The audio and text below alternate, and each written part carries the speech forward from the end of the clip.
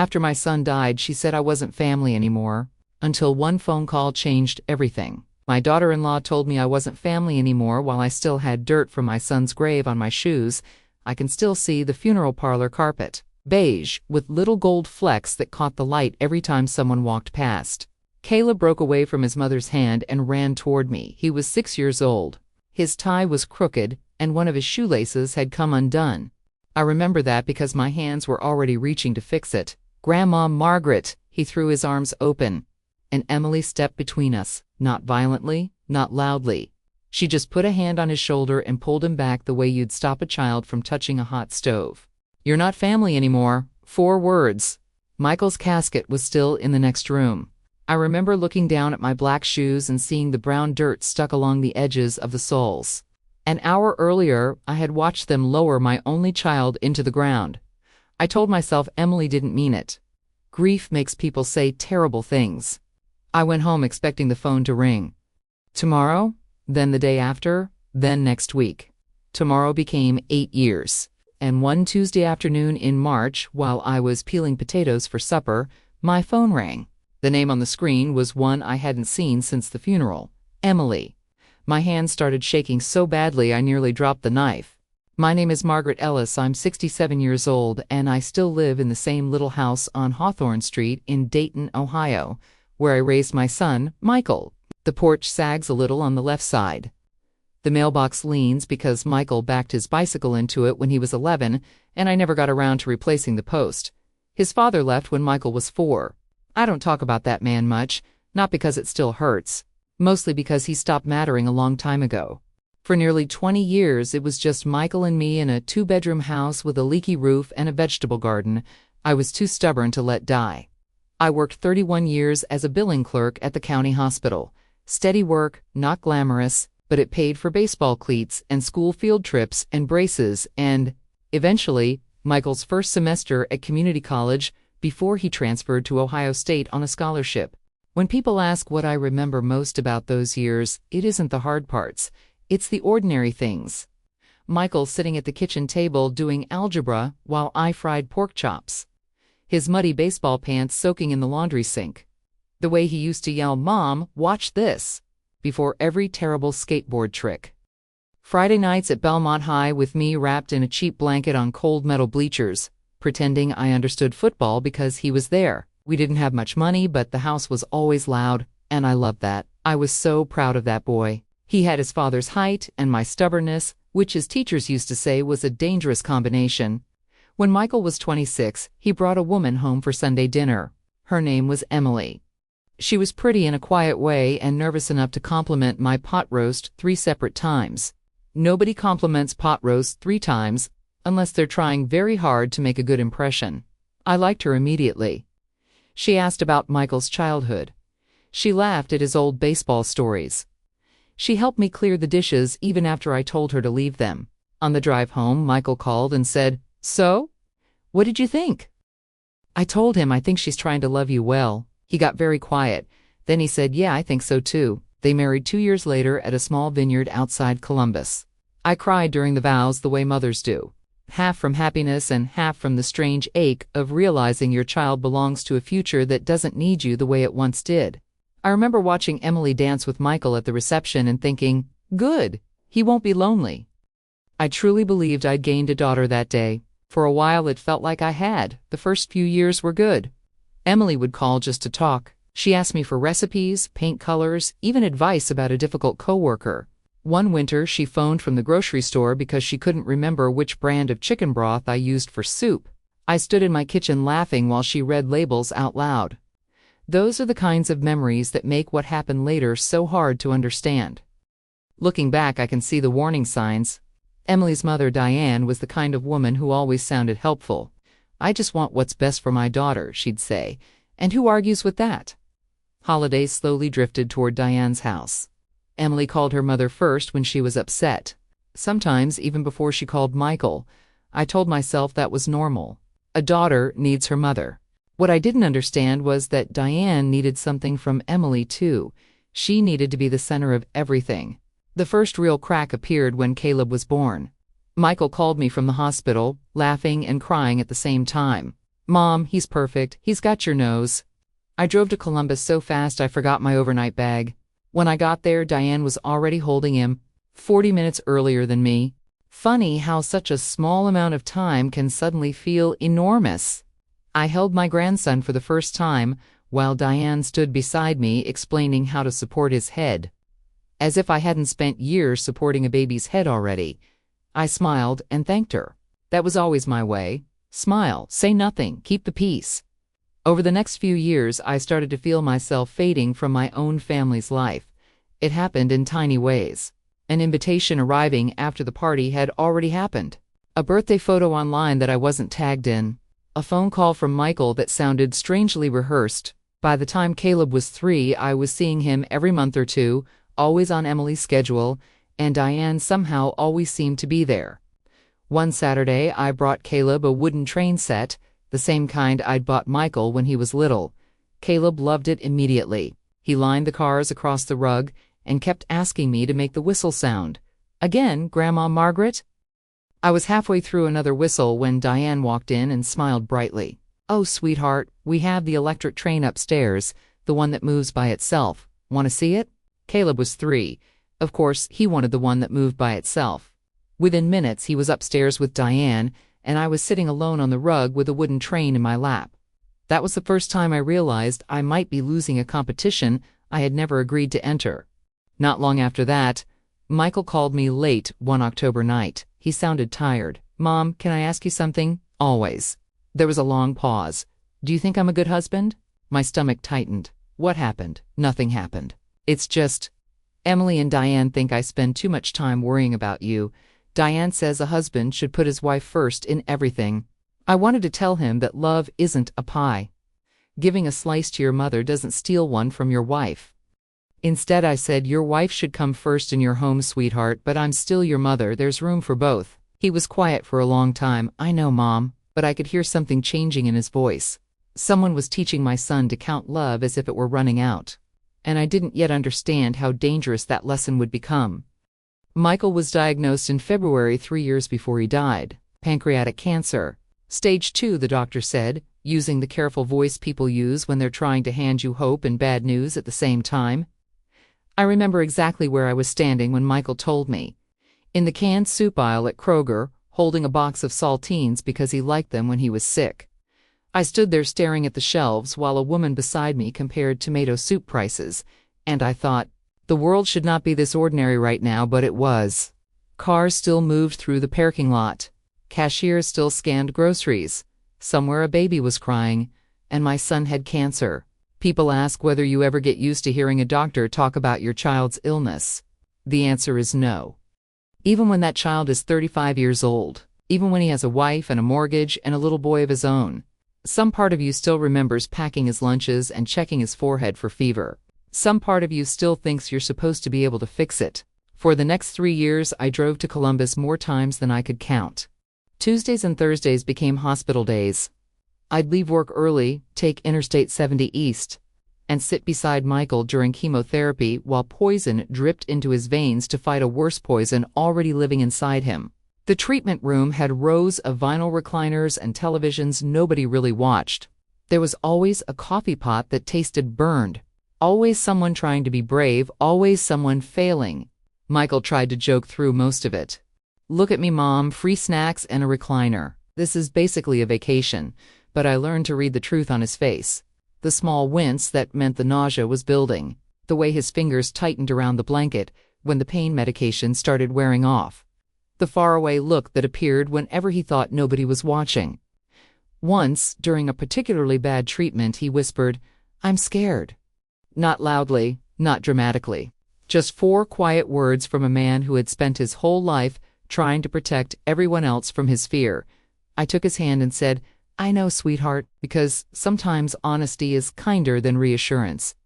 Emily was there too. I want to be fair when I tell this story. She was not a villain in those years. She loved my son. I never doubted that. I watched her hold a basin when he was sick from the treatments. I watched her sleep in hospital chairs with her neck bent at painful angles. I watched her spend nights researching clinical trials and new medications and anything that might buy them more time. She was 29 when this started. Too young to be learning how to watch the person you love disappear a little at a time. But Diane was always there too, always organizing, always managing, always somehow becoming the person who knew best. Margaret, why don't you let me handle the appointment schedule? Margaret, the doctors really don't want too many visitors at once. Margaret, maybe call before you come over. Michael needs rest. Every request sounded reasonable. That was the genius of it. No single moment was cruel enough to fight. But over 3 years, those reasonable little requests became a wall built one brick at a time. So I fought for my place quietly. I learned every nurse's name on that floor. I brought crossword puzzles and soft blankets and old photographs of Michael as a boy. One day I found a picture of him at 7 years old, missing both front teeth and holding a fish almost bigger than his arm. When I showed it to him, he laughed so hard the 4 lines shook. Dad looked exactly like Caleb in that picture, he said. For a few seconds, he forgot he was sick. Those few seconds became precious. Sometimes I'd sit in the waiting room for hours just to get 10 quiet minutes alone with him. 10 minutes without schedules, without hovering, without feeling like I needed permission to be his mother. One afternoon near the end of his 2nd year of treatment, Michael looked especially thin. His wedding ring had become loose on his finger. He kept turning it absent-mindedly while we talked. Then he took my hand. Mom, listen to me.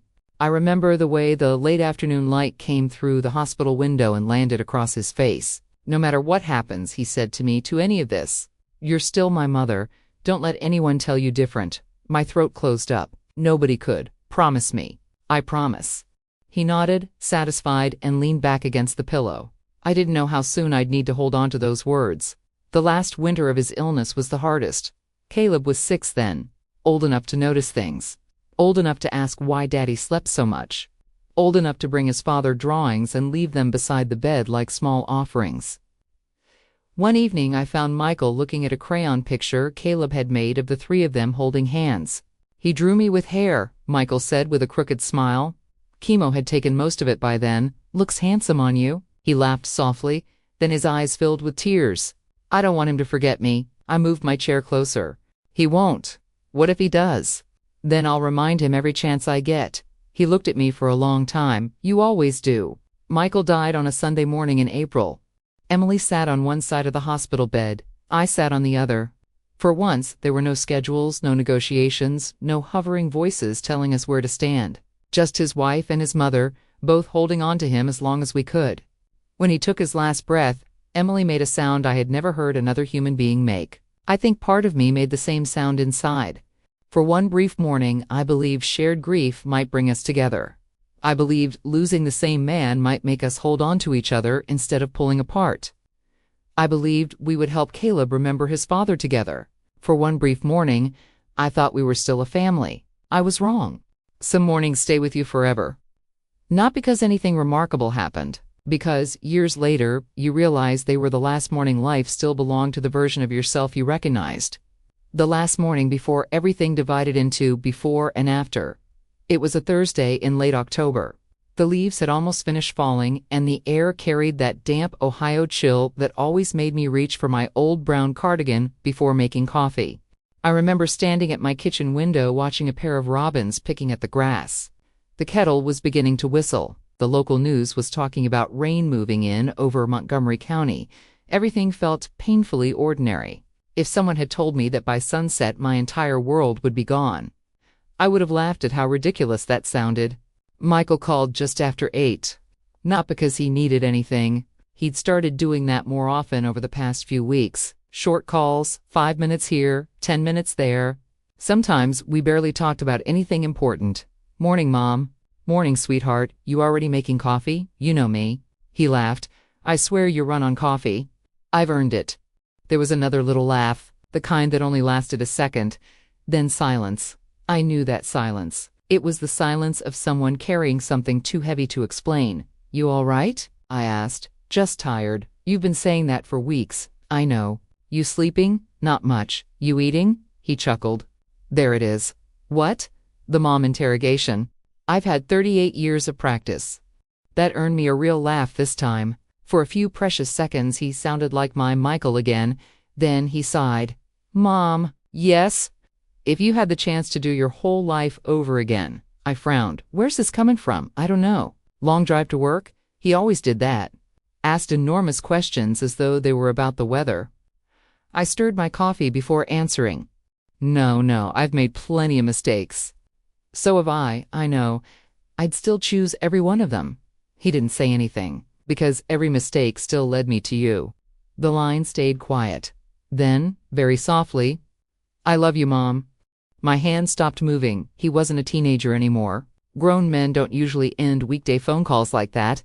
I love you too, sweetheart. There was another pause. I should get going. Drive carefully. I will. Those were the last words I ever said to my son. Drive carefully. The rest of the morning passed the way thousands of mornings had before it. I folded laundry, paid my electric bill, stopped by Kroger to pick up milk, bread, and soup because the weather forecast promised rain. The cashier asked if I wanted paper or plastic. I remember choosing paper. I don't know why I remember that.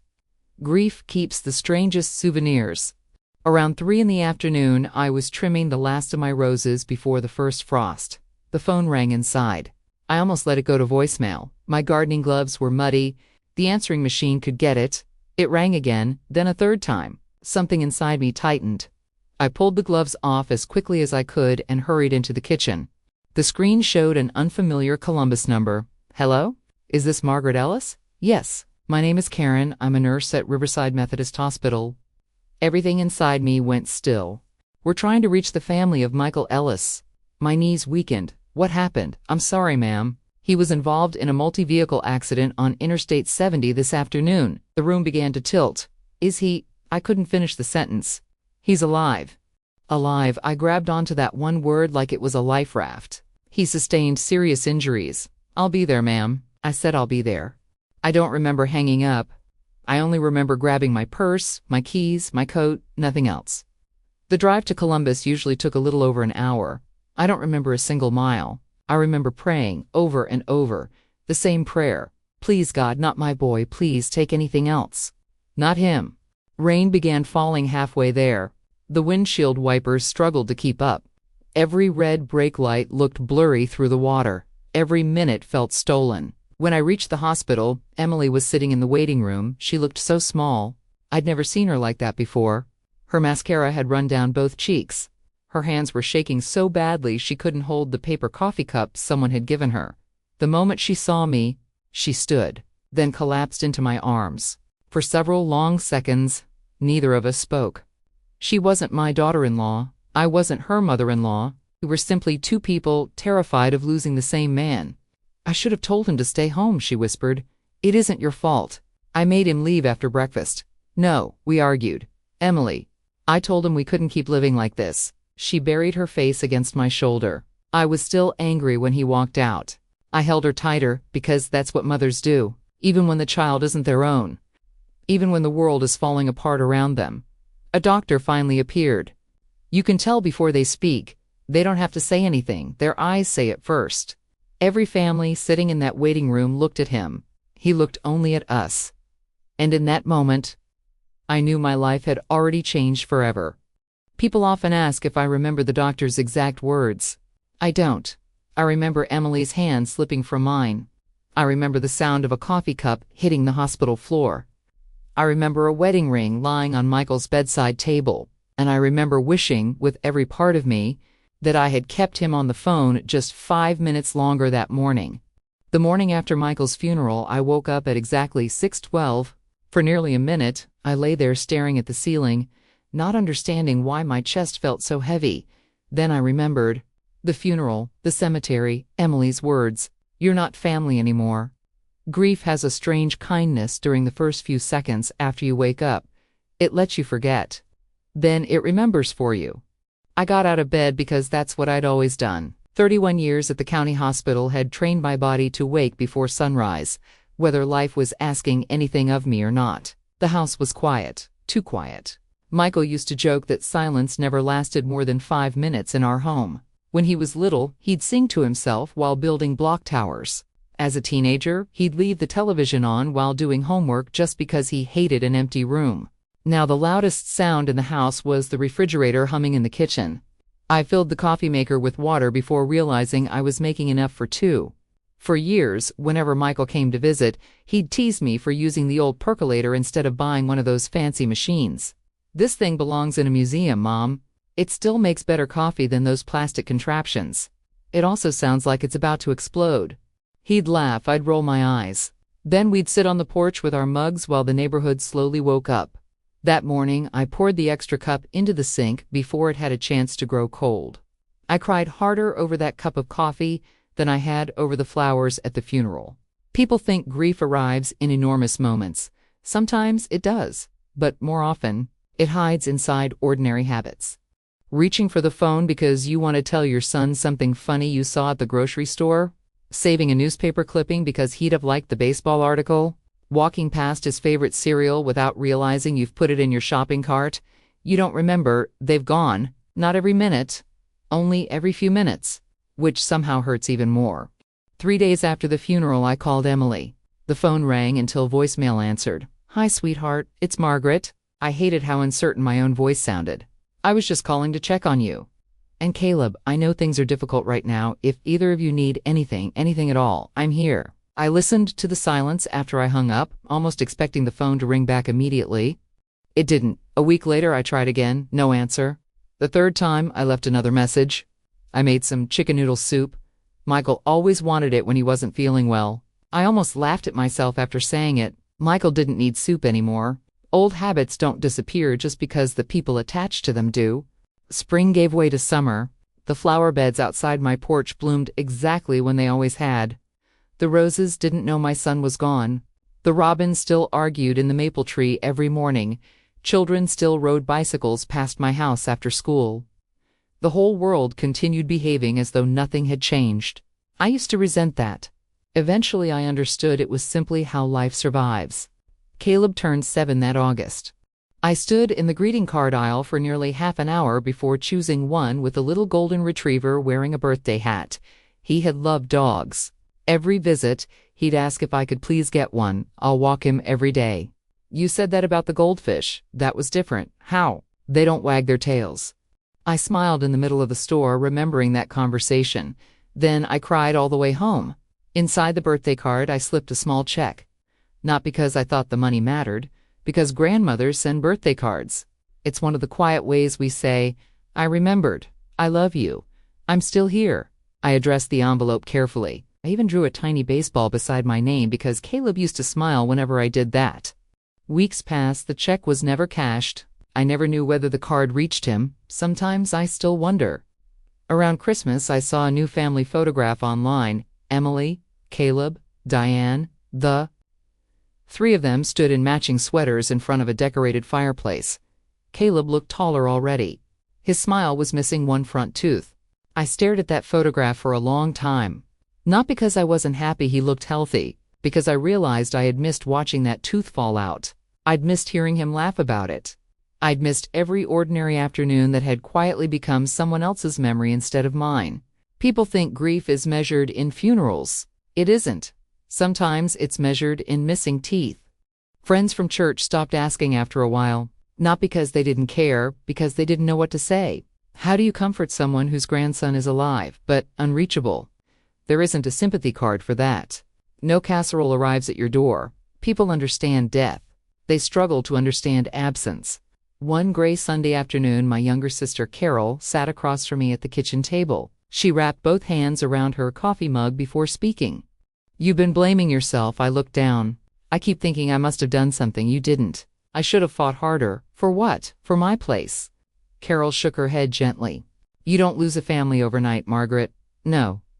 You lose it one quiet compromise at a time." I felt tears sting my eyes. I kept telling myself I was keeping the peace. She reached across the table and squeezed my hand. Peace only works when both sides want it.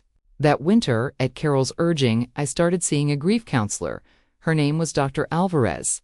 The first time I met her, I apologized for crying before we'd even sat down. She smiled kindly.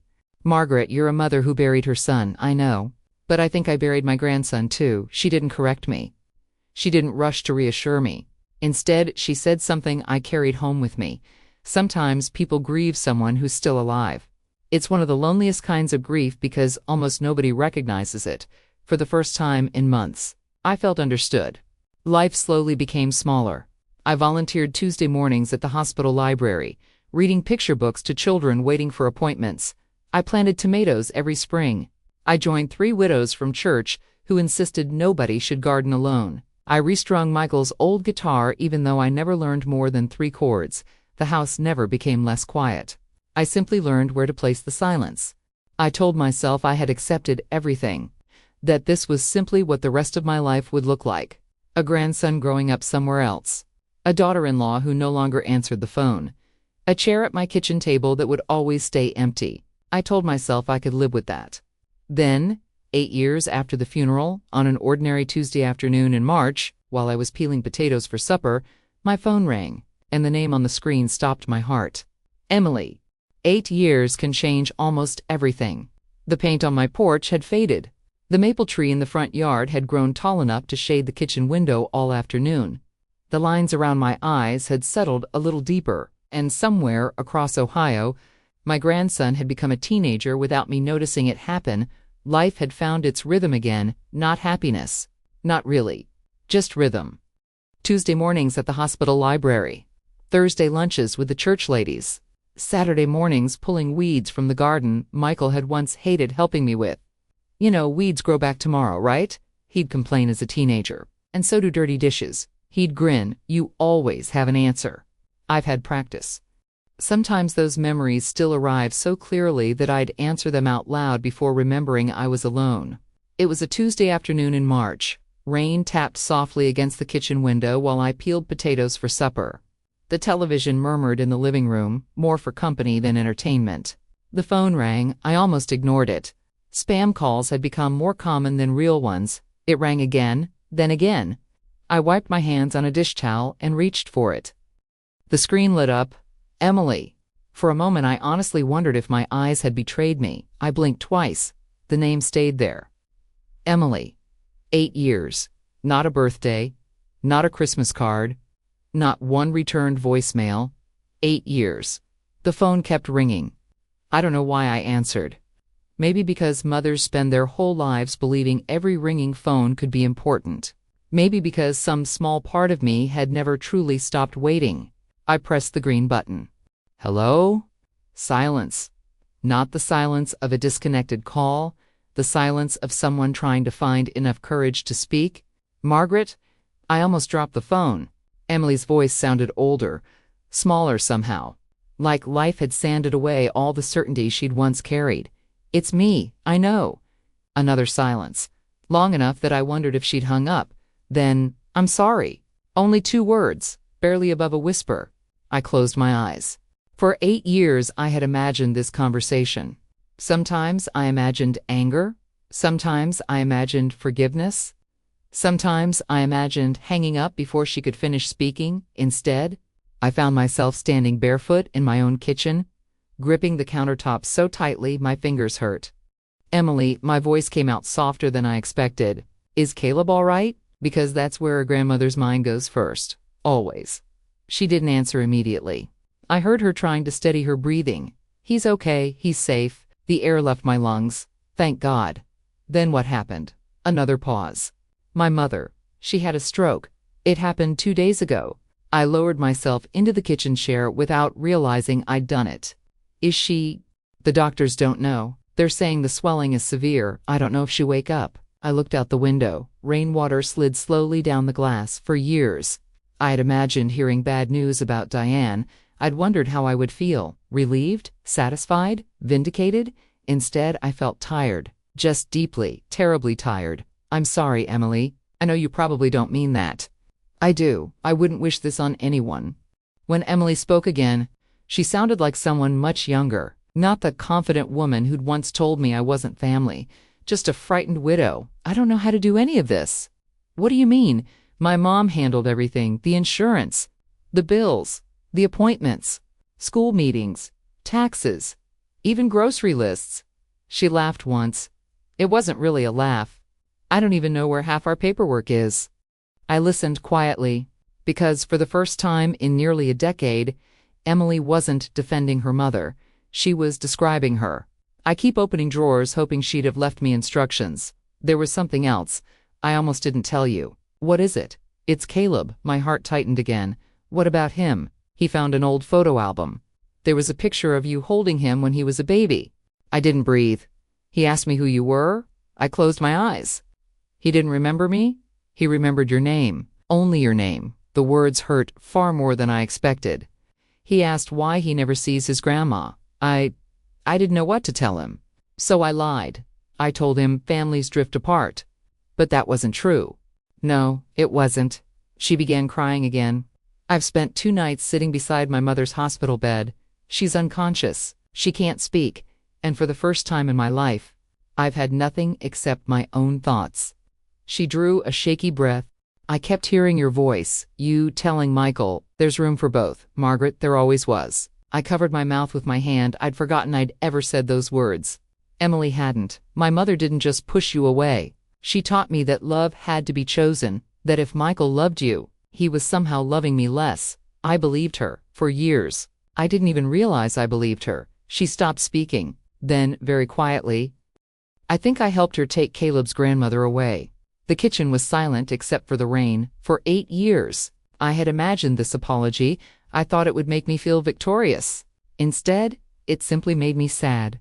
Because apologies don't give birthdays back, they don't return Christmas mornings. They don't let a little boy remember bedtime stories he never got to hear. They only tell you someone finally sees the damage. Margaret? Yes?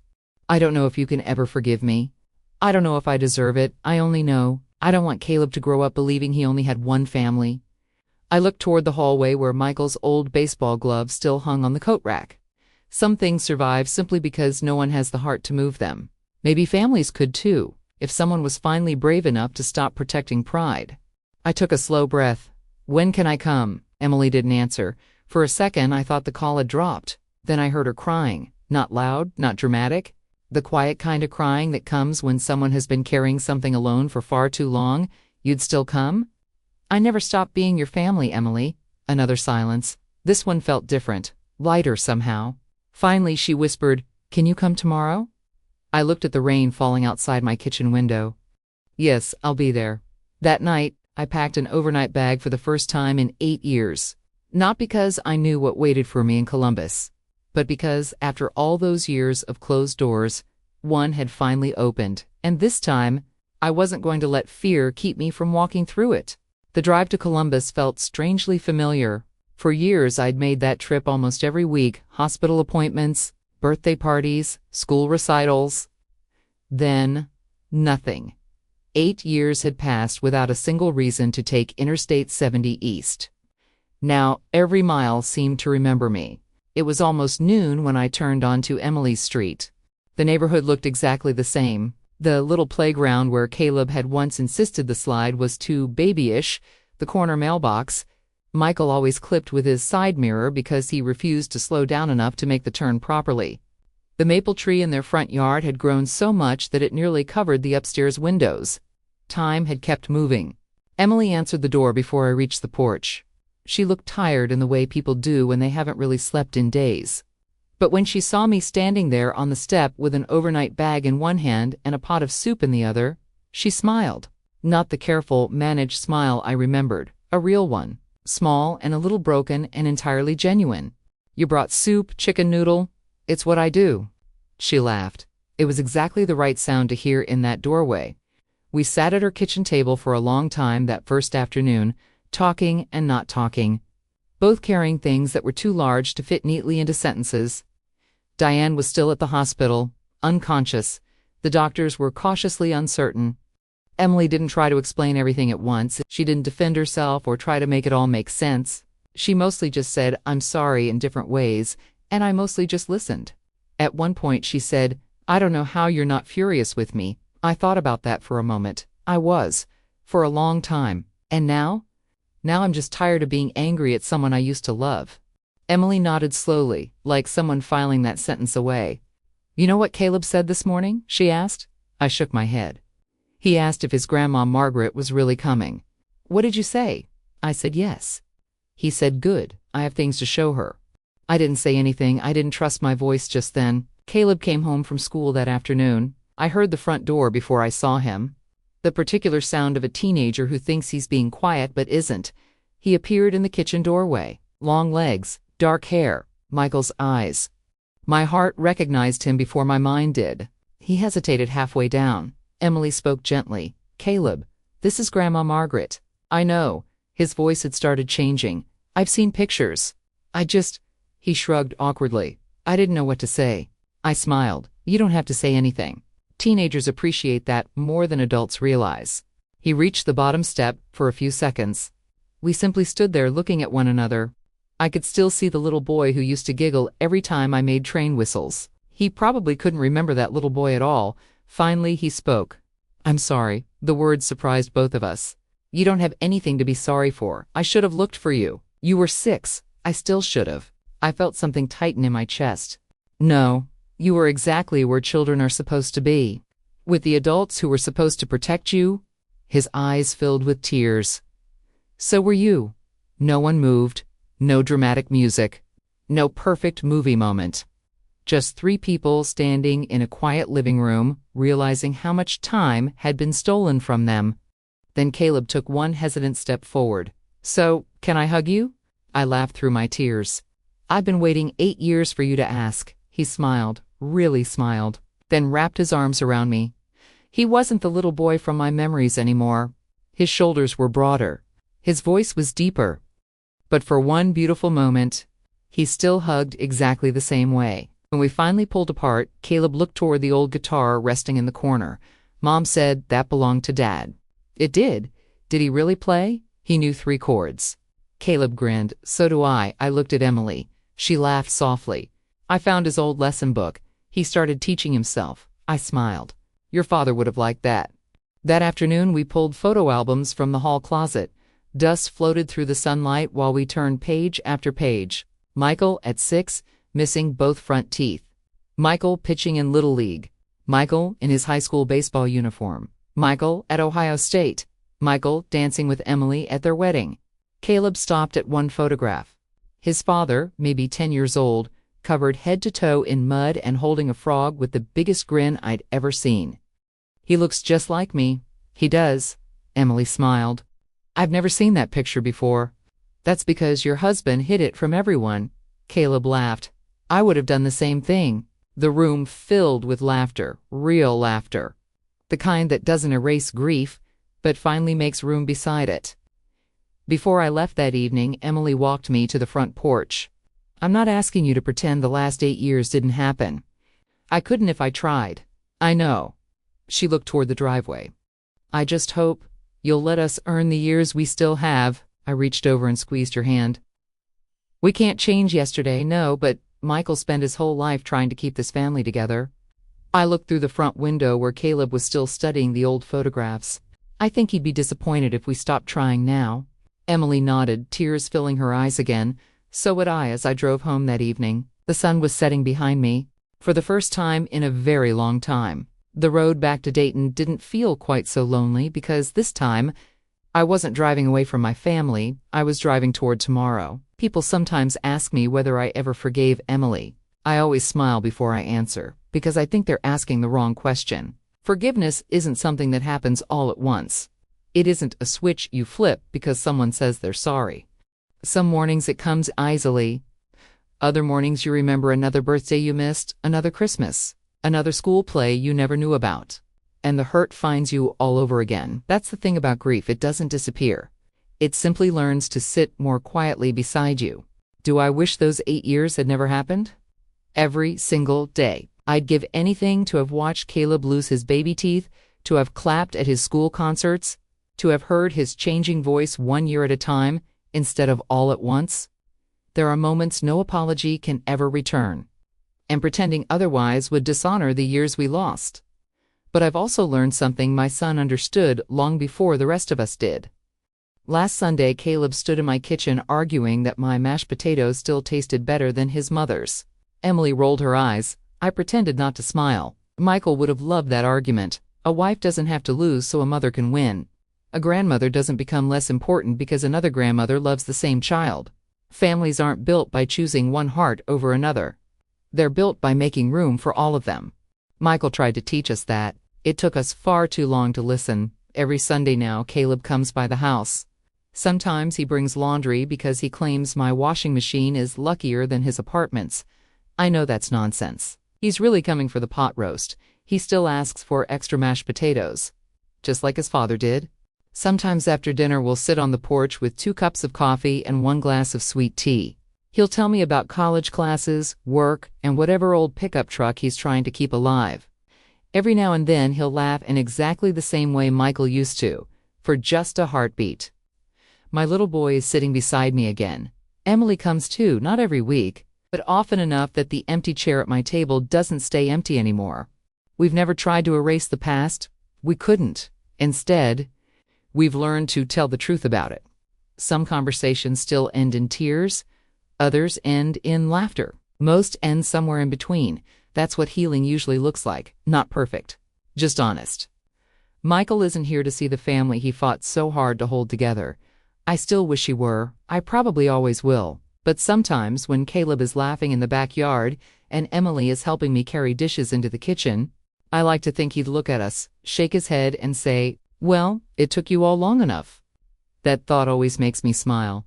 If you've listened this far, thank you for spending your time with me. And if you're lucky enough to still have someone you love, call them, not because tomorrow is promised, but because ordinary Tuesdays have a way of becoming the days we remember forever. Tell them you love them. Make room at your table. Hold on a little longer after the hug. One day, those ordinary moments may become the memories that carry you through everything else. I used to think families stayed together because nothing ever went wrong. Now I know better. Families stay together because, sooner or later, someone decides that love is more important than being right. I hope, wherever Michael is, he knows we finally did.